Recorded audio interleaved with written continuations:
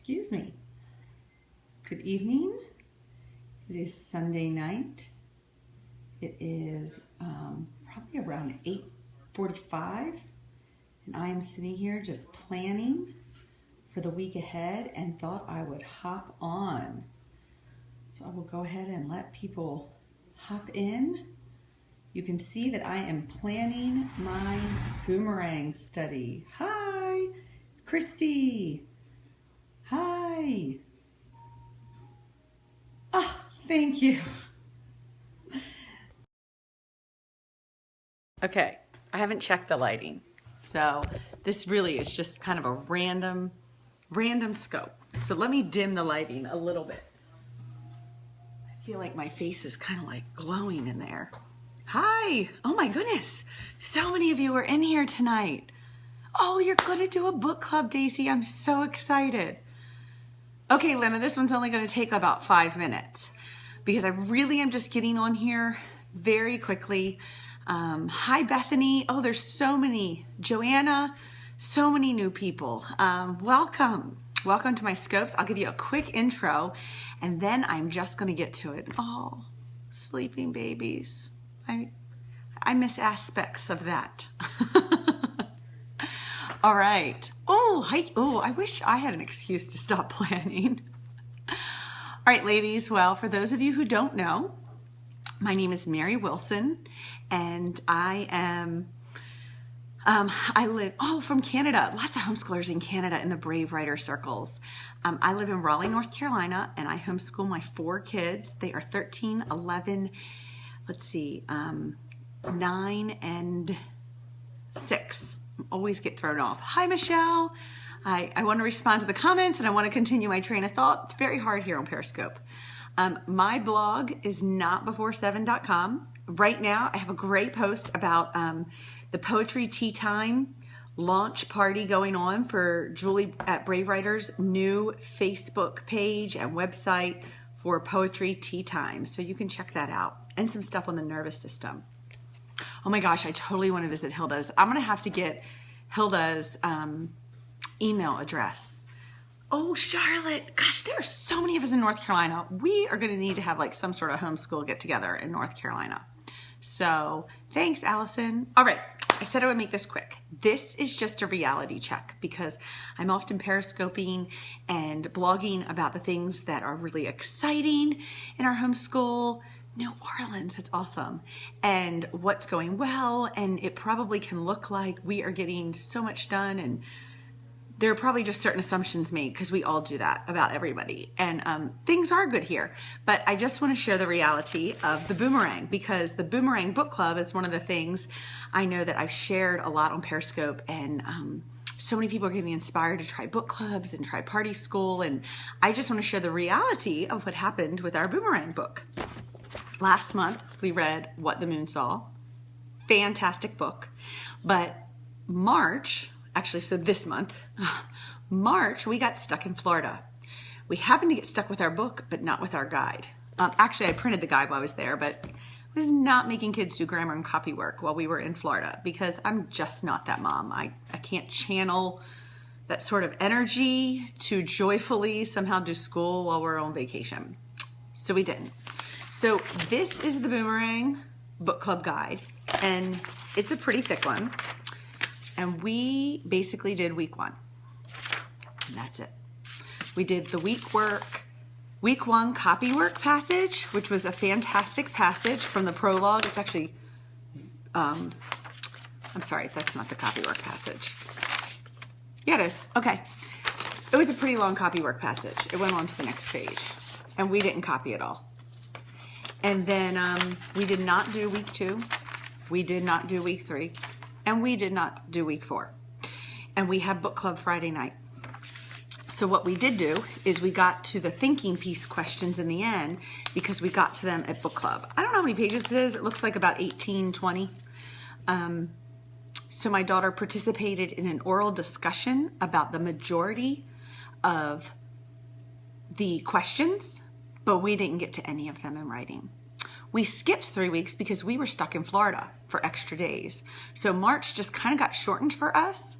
And so at this point, I'm sitting down to plan Sunday night, and we've already had our book club. We've already discussed all the think piece questions, and I have a choice. Yeah, yes, Lena, I told you I bring rule breaking to the table. We could spend the last week or two of March, and we could do week 2 and 3, or we could combine. I can get 2 weeks of the boomerang done in a week. It's not too difficult.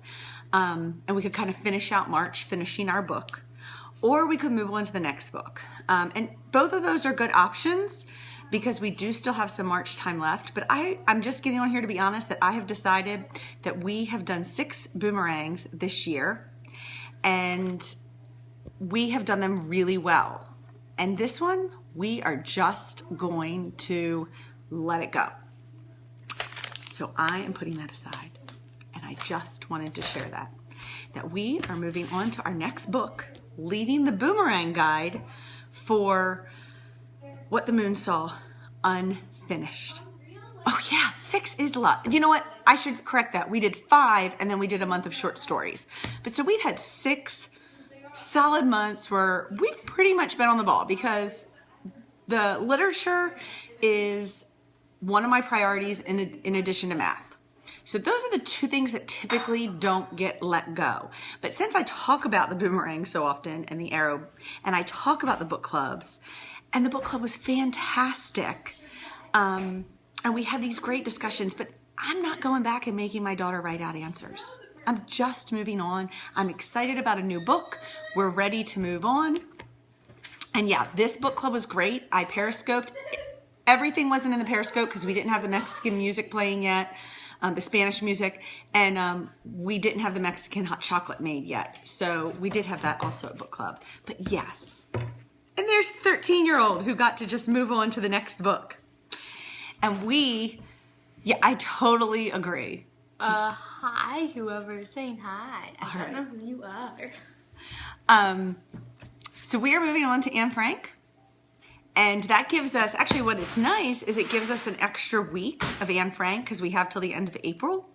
So with Easter coming and all of that kind of stuff, we are going to just go on. So this is my next boomerang book, and there are 2 editions. This is the definitive edition. It's not something people can join. It's a book club I run for 7th and 8th grade girls. And there's information, there's past periscopes all about it. But this is the definitive edition, and this is the one that is unedited. It was eventually edited, and there's a critical edition, and that is the edited version. Somebody asked if I do a boys book club, and I'm debating it next year. My oldest son is in 3rd grade, so he'll be in 4th grade next year. The youngest I've done such elaborate book clubs was 5th grade, that I started it. So I haven't done it with 4th graders yet, but kind of tossing around the idea with some friends of doing something with our boys that will be in the range of 2nd to 4th grade. It's going to look different, but I think it'll be fun to try and experiment with because it has definitely been a highlight of the year for both of my girls, but it will be different.